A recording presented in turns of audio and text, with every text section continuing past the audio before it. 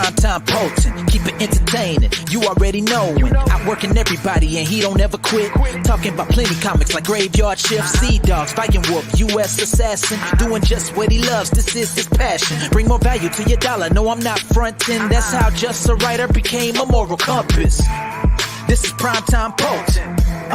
This is Primetime Poulton. Let's go.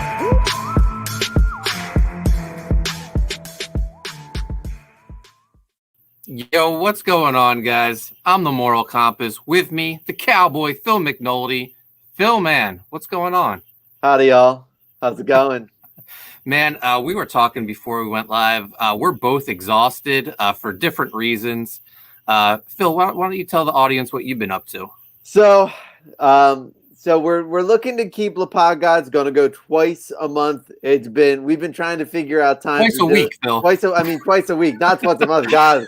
But twice a week now. I've been in grad school. My classes go every Monday and Tuesday night. Then because it couldn't go one Monday night, it was posted on a Wednesday night. Then last week I was at Dynamite Live. But even between this, I've been just getting slammed. I'm in grad school. I'm up at the butt crack of the morning to get to student teach. So I'm teaching in the morning, grad school at night, homework in between. As soon as this stream is done, I am headed back and hitting the books. But it's non-stop. Work hard. But we are stopping to work hard for our fans, our viewers of LaPod Gods, because we have professional wrestling, which is just fast and furious, and we're going to cover almost everything today. Yeah, so speaking of the fans, Hicks Villain, he was in the chat. He's not here anymore because he's off to see AEW Grand Slam. So that's going to be awesome for him. And we got Nicholas Gear here as well. What's up, Nicholas? I'm sure more people are going to file in as we get started. But I'm exhausted too. Day job's been kicking my butt. But then I come home, and there's just tons of boxes every day at my house. We're in fulfillment mode. I'm only 7 packages away from completing Sea-Dog and Codename Killswitch fulfillment, but there's no rest because Viking Wolf books have been arriving. We got the Renzo Rodriguez cover, beautiful, and today we got the black and white edition with the Jose Garcia cover. Phil has a pinup in all the editions of the book, and besides the books, shipping material is arriving, bags, boards, mailers. It's nuts. The wife's not happy. Last time we were together, it was Slammiversary.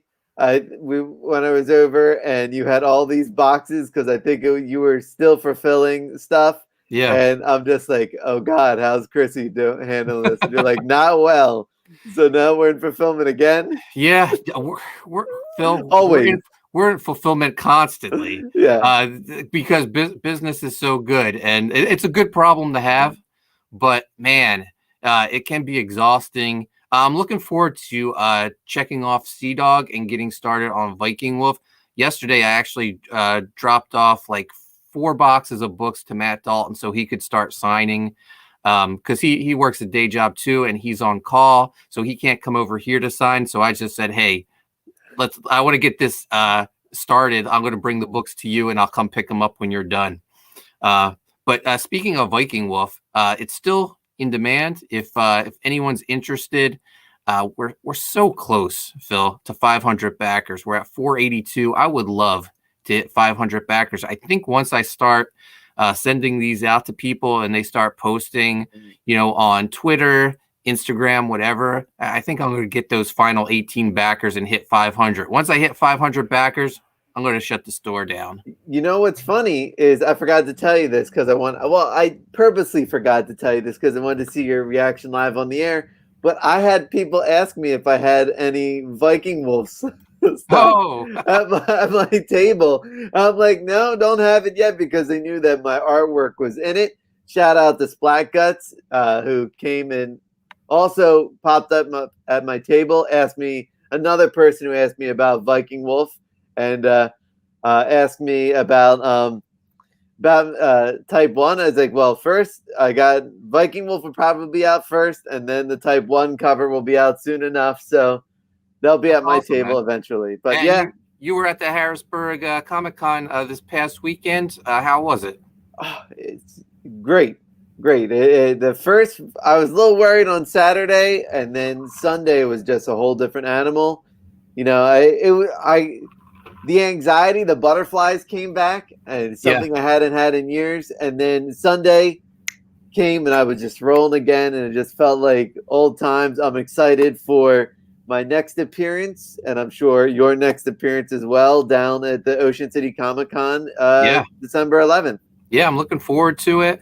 Matt Dalton told me he's coming down with his whole family, so we'll have the Viking Wolf team there. And it's going to be awesome. That'll be my first convention. I did an in-store signing about a month ago, and that was a lot of fun. So it'll be great to get back to the swing of things for the comic book con circuit. But Phil, highly controversial episode of Dark Side of the Ring aired. And our takes are about to get controversial. Yeah, so immediately people were calling for the cancellation of Ric Flair, Jim Ross, Brock Lesnar, and Tommy Dreamer. Tommy Dreamer, who did nothing wrong on the flight, but it's his own fault. He showed like no compassion talking about this. We're going to get into it. The plane, the flight from hell. Ric Flair walking around in his robe, nothing else, swinging his dong around. Apparently forced a stewardess to touch it. She was part of this episode. You're totally sympathetic towards her. She still seems traumatized by this. This is all right. Let's get into the heart of this. I don't know what the hell Jim Ross did besides be. It was his total attitude being interviewed.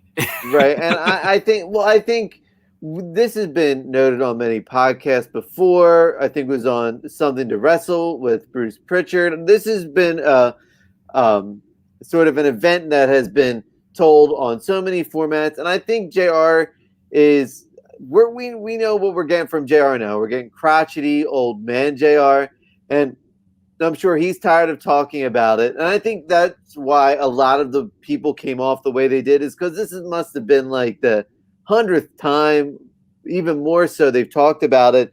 And Jim Ross, he was the head of talent relations, but back then you're not getting rid of Flair. You're talking about one of the greatest professional wrestlers of all time. And then let's move on to Flair. Am I condoning Ric Flair's actions? No. But we all know Ric Flair has bouts with alcoholism. We all know he's had his demons. We all know that he, I don't know why he isn't getting the same forgiveness as other people are. He had an addiction. He constantly fights his addiction, and addiction, no pun intended. But the fact, do I believe he forced someone to touch it? I don't think he physically grabbed her hand and touched it. I think he was just drunk, pulling a helicopter. I think he was just being goofy. I think he was drunk. Where is a little bit of saying, you know what? Yeah, Ric Flair was a drunk, but he's well documented about his demons, about how, Ric Flair is a bit of a sad tale. He is totally opposite of his wrestling persona because he lives the gimmick. And when you live the gimmick, you sort of lose yourself. And I think that's the sad tale of it all, is we do lose a little bit of Ric Flair in this.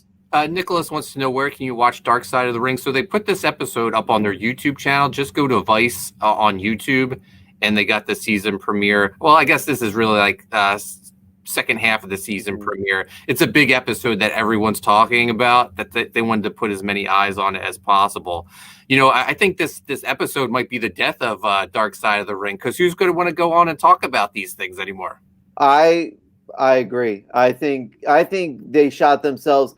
The whole show is built on the wrestling industry. It's, the Chris Benoit one was beautiful, right? And I mean beautiful in the way that They took this tragedy and they showed you who was affected by it. They showed you, what led to Chris Benoit and his actions. They covered everything. You got to see David Benoit. You got to feel for him. You got to, it was a moment where it says, all right, this affected everyone, done in such a beautiful way. But when you are talking about wrestlers and you now have officially alienated every single person from ever wanting to go on that show because they put their stars in a bad light. And yes, they talked to the stewardess. Do I think what she went, he made me touch it. I was just like, lady, I know you probably were there and you're probably like ill gross, but I honestly don't think I think she was looking for an extra 15 minutes of fame. It was obviously settled out of court. So now you're Tommy Dreamer in this. You're Tommy Dreamer in this scenario.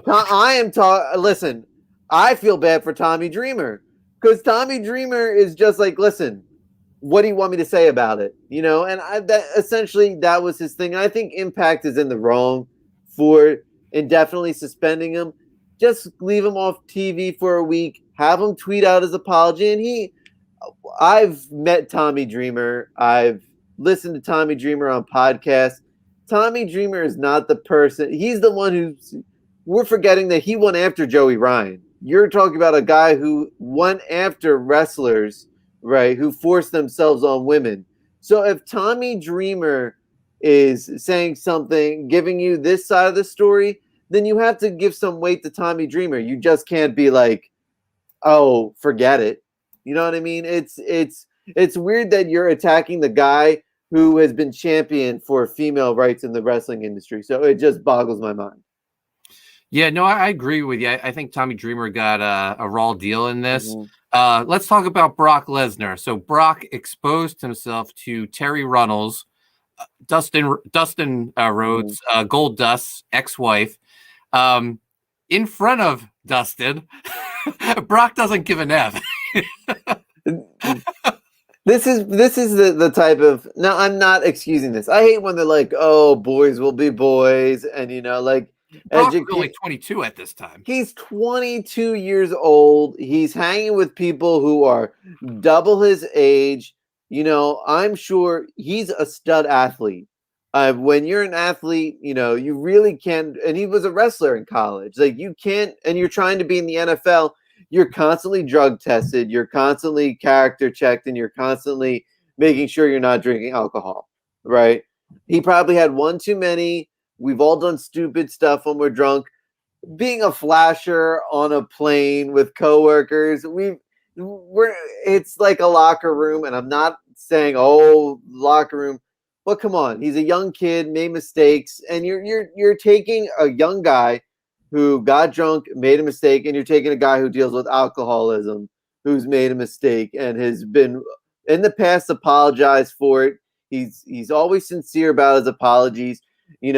You saw about the tragedies he's had in his life with the loss of his son, battling alcohol, which has cost him divorces. Like, it is what it is. You can't make a guy and say, we feel sorry for him and then villainize him like 2 weeks later. Yeah, I'm over Dark Side of the Ring because you are changing your narrative just to pop a rating.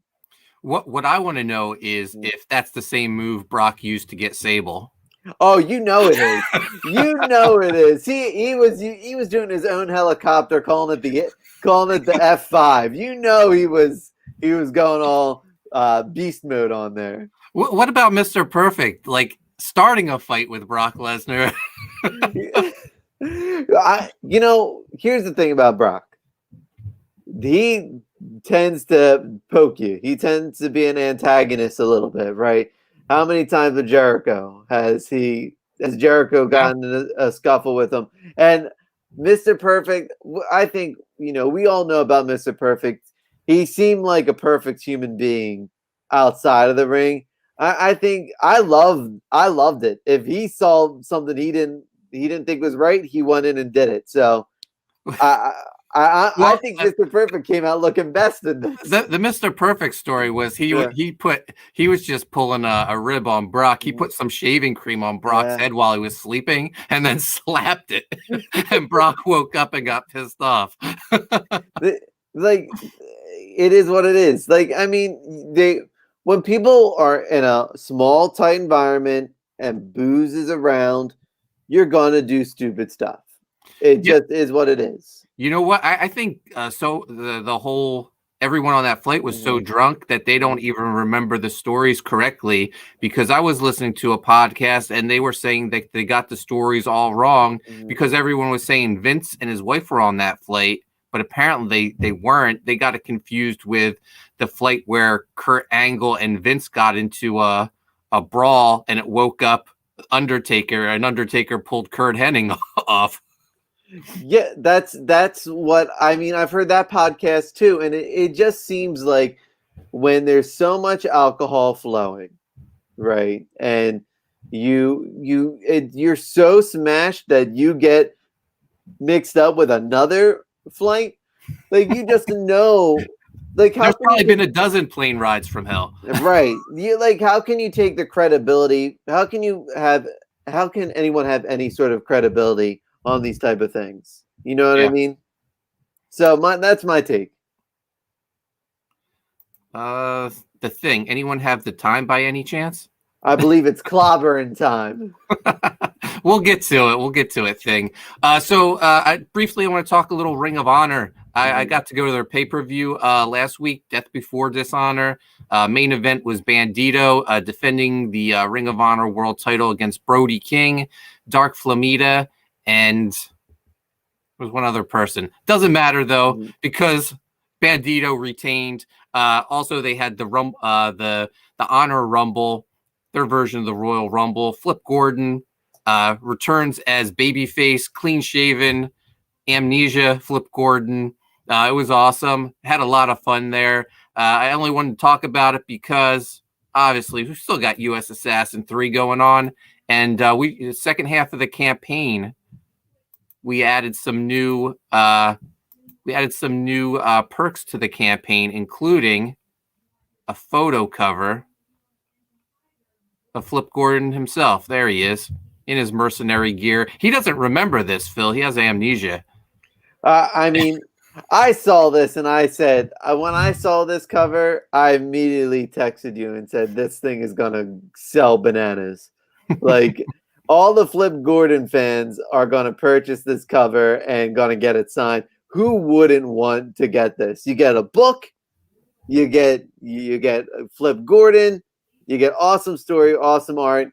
It's a steal. And we also have the new Mercenary fan pack where you get the photo cover, you get the Mercenary Bazooka Dog flip book, and you get a print signed by Flip Gordon himself. So definitely, if you're a Flip Gordon fan, wrestling fan, check it out. And also, Phil, since it's second half of campaign, we got a new trailer since we got so much new artwork in. I'm going to share it right now.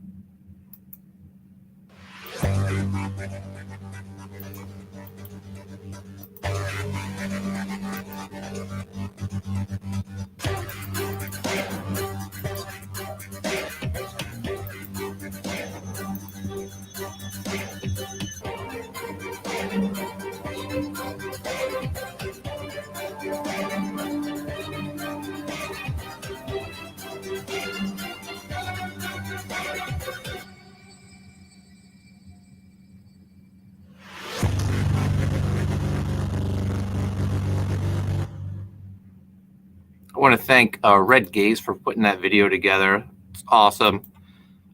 So U.S. Assassin Book 3 is available 27 more days. Definitely check it out. Tons of great tiers for you to jump on. Now, Phil, let's talk a little wrestling. Let's talk WWE. Big E is your new champion. I thought it was great.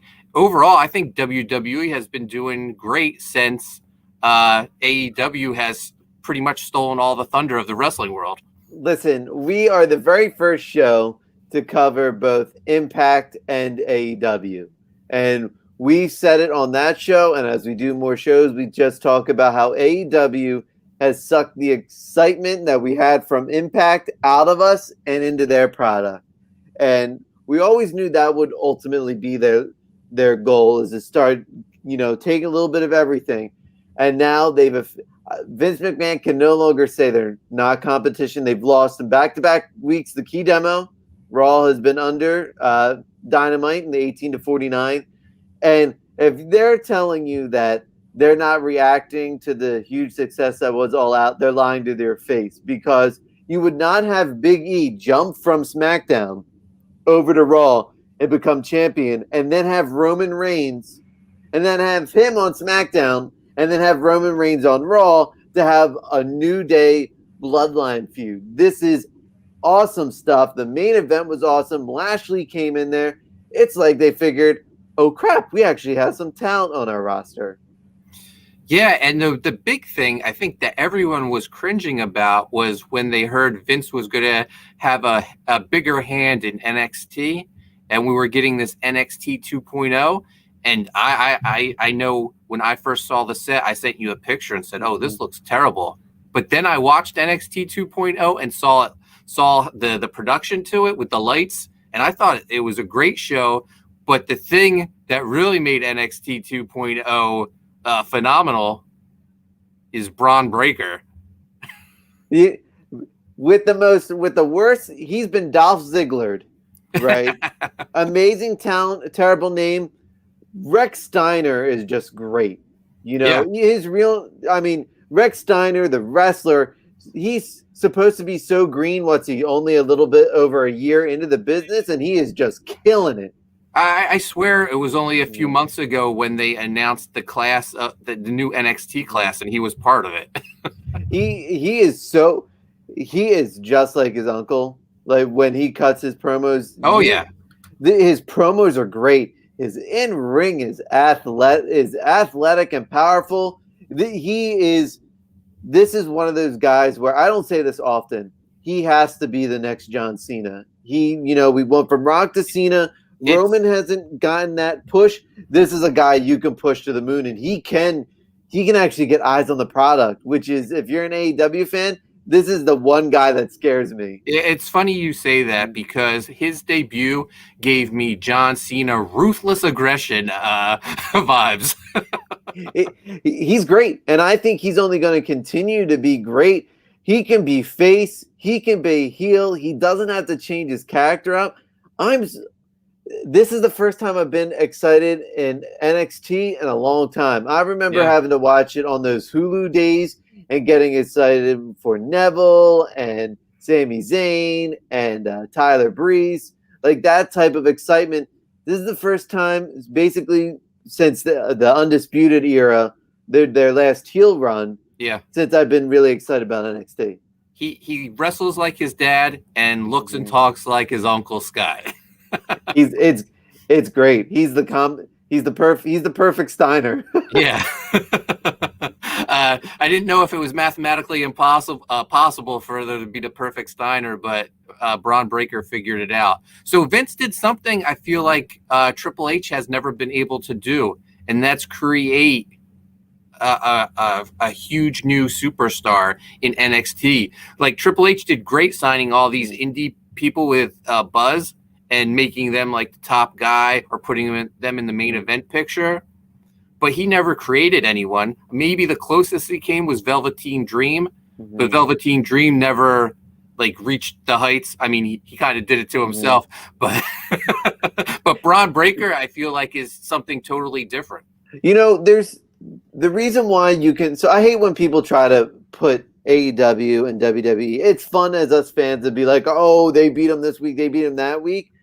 But man, when you already have the wrestling alternative that is AEW, and all those guys wrestle like NXT, you want to watch the better show, and AEW is the better show. But when you're talking about sports entertainment, right? If AEW is wrestling and WWE is sports entertainment, Vince, for all the crap we've given him, and we still give him, he knows how to put on sports entertainment and make sports entertainment stars. And I think Rex Steiner doesn't come along often. and I can't believe I'm saying that about a guy who's this early in his career. The Rock, so early in his career. John Cena, when he was the Machine and had no personality. Vince can see these guys and pull them up and save them. This could be his next Rock moment if we're going WCW. This could be his next Rock, and I'm excited for it. Mark Clark says NXT is the only WWE that I watch. Disappointed Karrion Kross is gone. So it looks like Karrion Kross is getting another makeover. I think they realized the like that Blade Runner garb was garbage. They did a good promo with him, just being serious and menacing. They took who knew that you can have serious and menacing characters in serious and menacing professional outfits and they can still be the same. That's what we've been taught it since Lex Luthor, right? We've been taught it with all the evil supervillains, even if they're in a dress, even if they're in a nice dress coat, tie, the whole shebang, you can be villainous. And I think Karrion Kross does a great job of it. Yeah, so there's a couple WWE contracts supposedly running out soon. Kevin Owens, Johnny Gargano. Neither of them are staying. No, in fact, Kevin Owens already is basically he's already saying I'm in AEW next. And gosh, to have Kevin Steen, not Kevin Owens, but to have Kevin Steen back is such a plus for the wrestling world.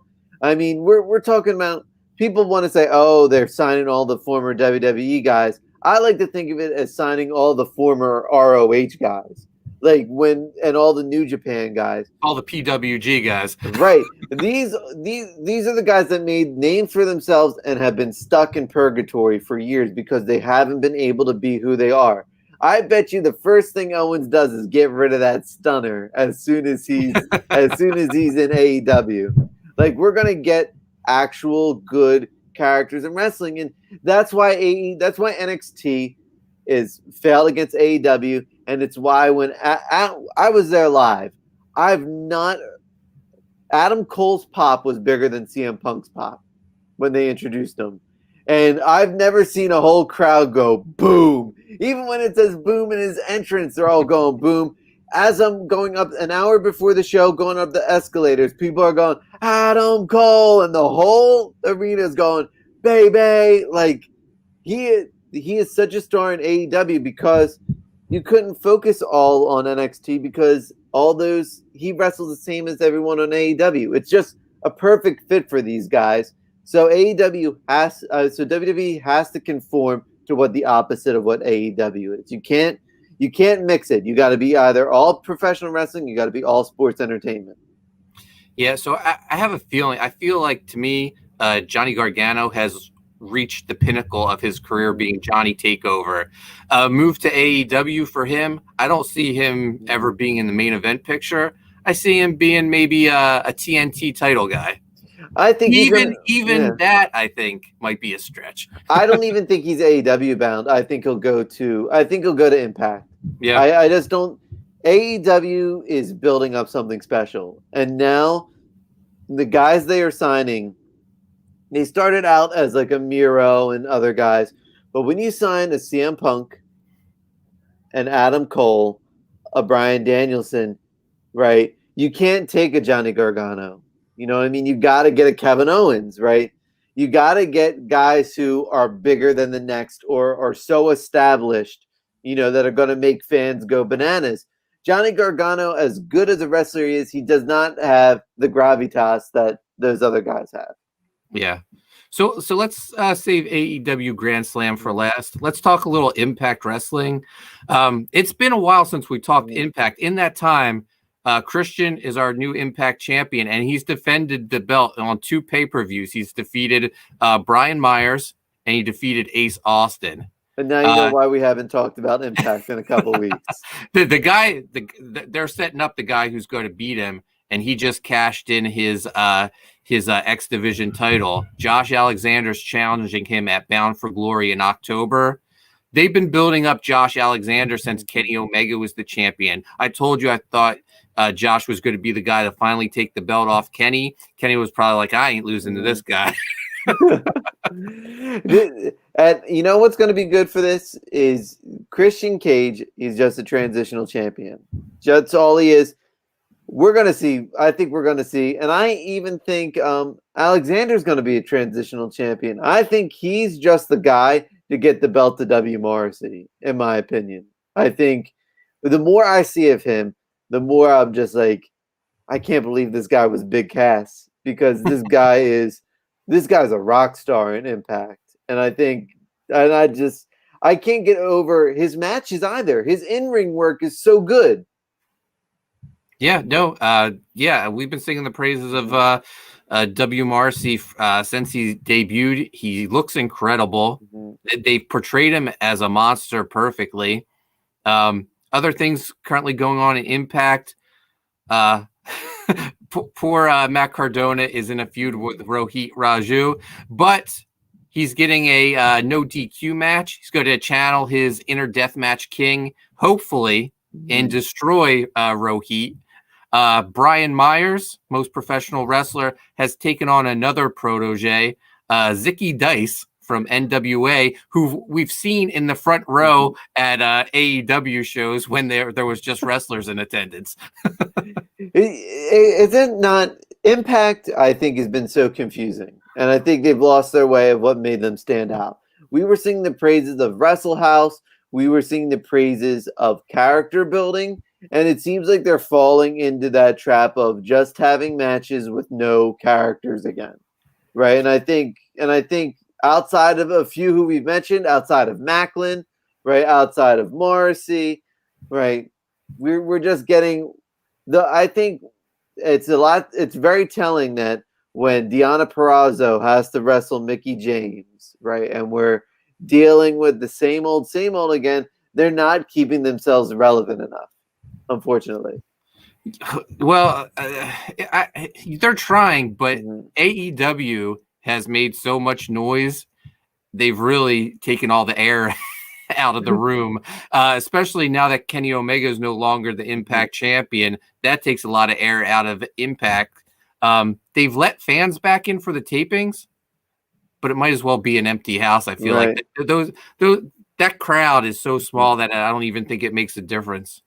No, and it's really a shame, because there are some really talented people on that roster, but they got to get out of that Nashville studio and go somewhere, I think. Yeah, they need to change it up a little. Even if they went to Universal for a little bit and shared some AEW wrestlers. Impact really needs AEW to help them sort of get out of this funk that they're in.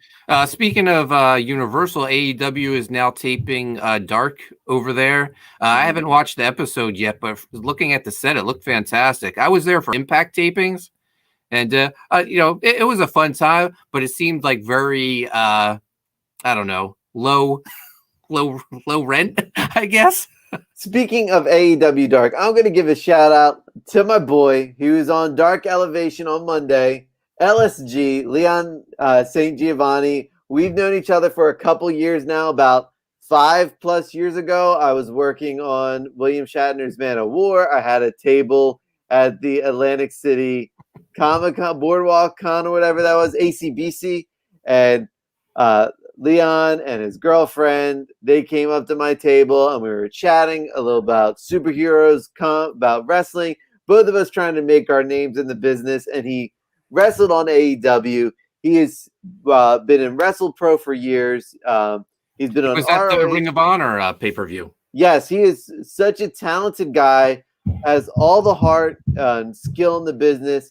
I will not be surprised if you see him signed in AEW sooner rather than later, because he really is just so talented. I know AEW is stacked, but I think they need someone to get on the undercard and work their way up, and I think Mr. LSG is the person to do it. So, LSG, keep living the dream, buddy. I'm super proud of you. All right, AEW time. For the collectors out there, I've been telling Phil, UpperDeckEPAC.com, they released the CM Punk card. I bought that. Then they released the Adam Cole card, because all these signings happened too late for them to get included in the upcoming set. So we got Punk, we got Adam Cole. Today they released the Daniel Bryan card for pre-order. I'm sure there's going to be a Ruby Soho. There could even be an Owen Hart AEW card. Let's talk about that. Owen Hart is all elite. I don't think anyone was expecting this. I don't even think Owen Hart from the grave was expecting this. But good for AEW. If it's one thing they've always done is they respect the past of professional wrestling. And as much as we like to shit on Cody a little bit, right, and poke fun that, he tries to take people's, spotlight at times, he does love the business, and he loves his dad. He loves his brother, the whole Rhodes family. They love wrestling. Having Bret Hart come out, be the first person to hold the title ever on television, right, for the Jericho and Hangman match, which was fantastic. It's just a nice way to honor someone who really, their legacy is so underrated and undervalued. And they're going to have a tournament based off of Owen Hart's name. Just kudos to AEW and really bringing lapsed fans and fans who love the business and new fans all together. It actually warms my heart. Yeah, it's incredible.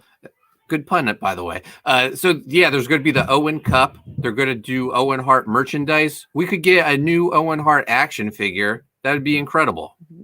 And the proceeds all go to a great cause. So I'm so happy. AEW does not cease, to amaze me anymore because they're just so good at what they do. And all kudos to the world to Tony Khan. He just gets it. Yeah, Mark Clark says, I just keep hoping AEW will force WWE to innovate like WCW did back in the day. It's already happening. I think they're already on the defensive. That's why they debuted someone like Braun Breaker. Last night on NXT, they debuted a ton of new guys. None of them, I think, will have any sort of impact, but they're trying. Johnny Cage says Punk's pop at first dance is what Cody imagines every time he comes back. And we'll get to Grand Slam, but Malachi Black has to kick his head off again, right? He can't lose to Cody. He can't. Cody has to lose back to back. Yeah.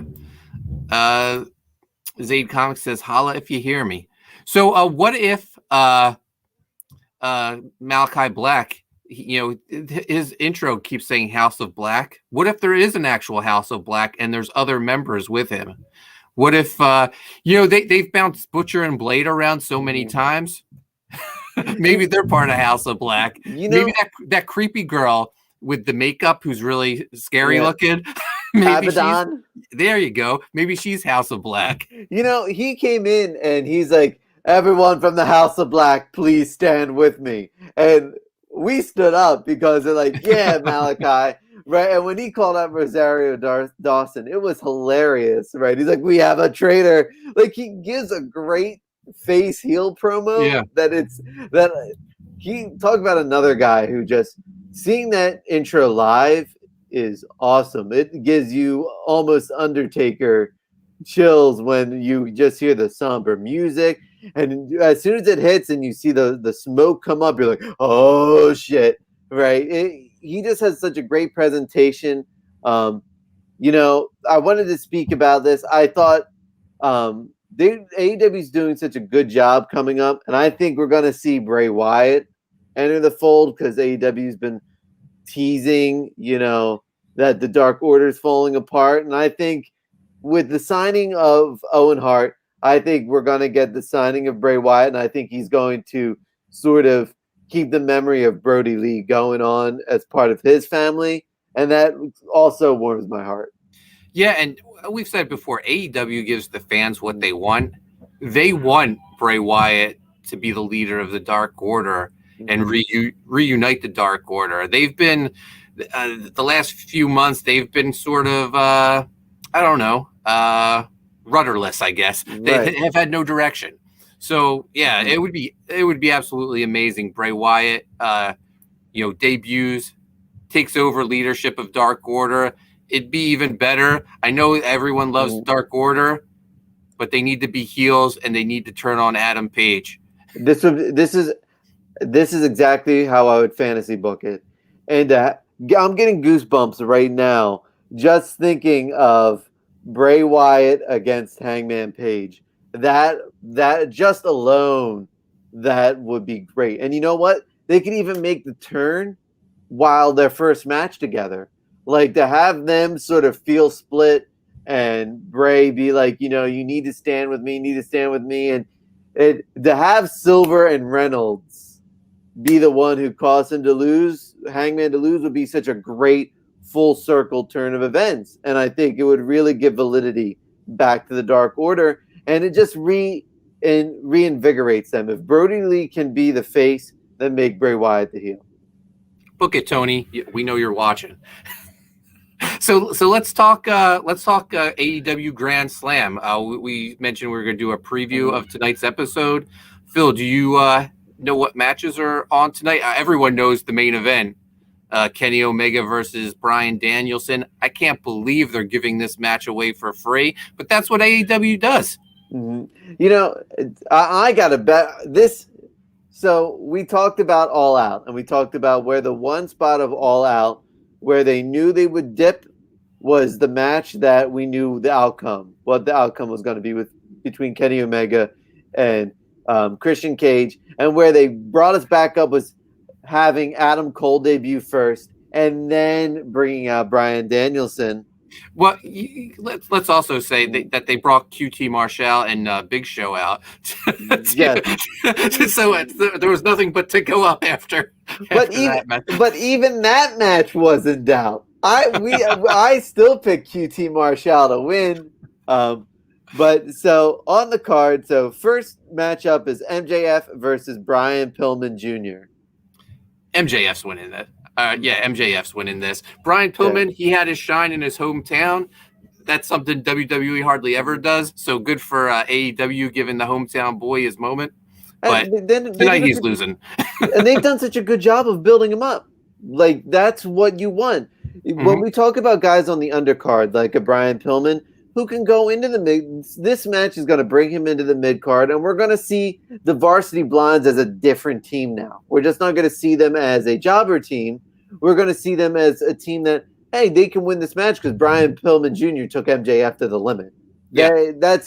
They just build their stars better, but we're in agreement. It's MJF all the way. Yep. Phil Diaz wants to know, when are we going to see -1 take a bump? In 10 years? Yeah. So next, although he has a feud with Adam Cole. Have you seen the videos of that? Boom. Maybe. Oh man, the Young Bucks aren't beyond super kicking a little kid. They aren't. I won't be surprised.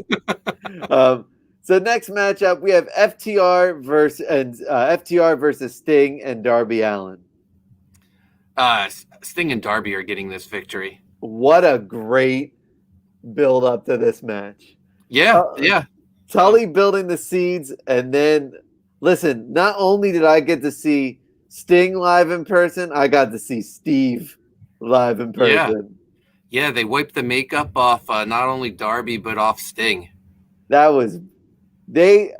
Just seeing him cover his face up and walking, it was traumatic as a 33-year-old man. 13-year-old Cowboy was like, no, Sting. Tully Blanchard, I think it's understated how great he is as a heel and how great he's been as a heel manager since he joined AEW. Maybe the best horseman post-horseman years. Agreed. We'll just cancel Ric Flair out. Yeah. So next up, we have Cody Rhodes versus Malachi Black. We touched a little on this earlier, but I gotta think you gotta go with Malachi Black to keep his stock up. Yeah. He either has to win or there has to be some sort of no contest finish. I think this is where we get an introduction of someone, and they sort of this is sort of a transition to Cody's next feud. So next up, championship match, nice pre-main event. Dr. Britt Baker versus Ruby Soho, who had great promos on, I think it was Rampage. Their promos against each other were fire. Ruby Soho just on Talk is Jericho as well. Great episode. You have to keep Britt champion. Yeah. Britt may have a longer reign than any champion on the entire card. Like, I think Jon Moxley's had the longest title reign in AEW history. I think her reign will outlast both his and Omega's. Maybe Amy Hayter interferes or something. Speaking of Amy Hayter, I sent you the video. It does look like Ray's mask. It does. It does. Bootyka. Phil Diaz says, best promo between females ever. That was great. What a long way AEW's women's division has come since the early days of Rio. Yeah. And Nyla Rose and Sheeta. And like, I understand people love Sheeta and they want to attach on to Sheeta because she's such a hard worker, but she just doesn't have it. You know what I mean? She just doesn't have that. This is a star factor. Now there's no way you can't feature women on this card now. That's how good their division is. Yep. And Anna Jay's back. So yeah. And I'm thinking her turning heels would be another fortune for her to actually get back on the heel side of things.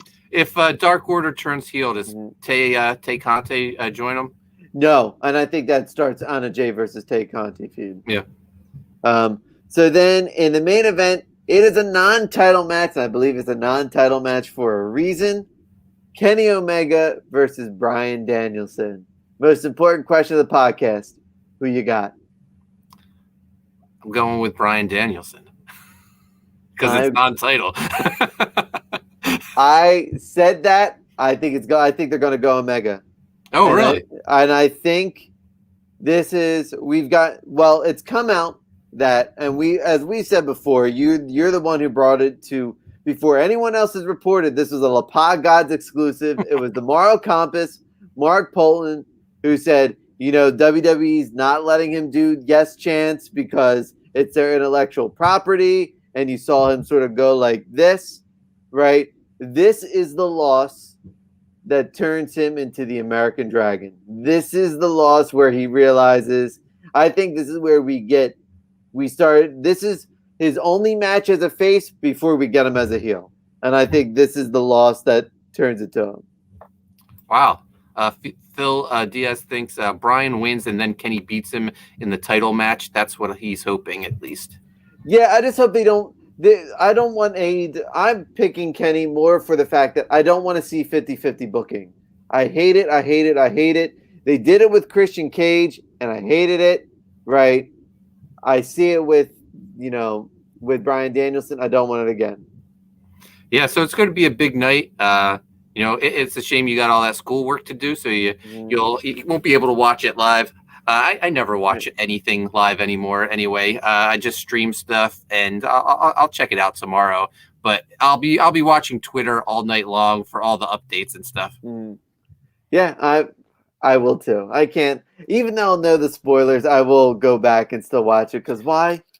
It's professional wrestling. I love it.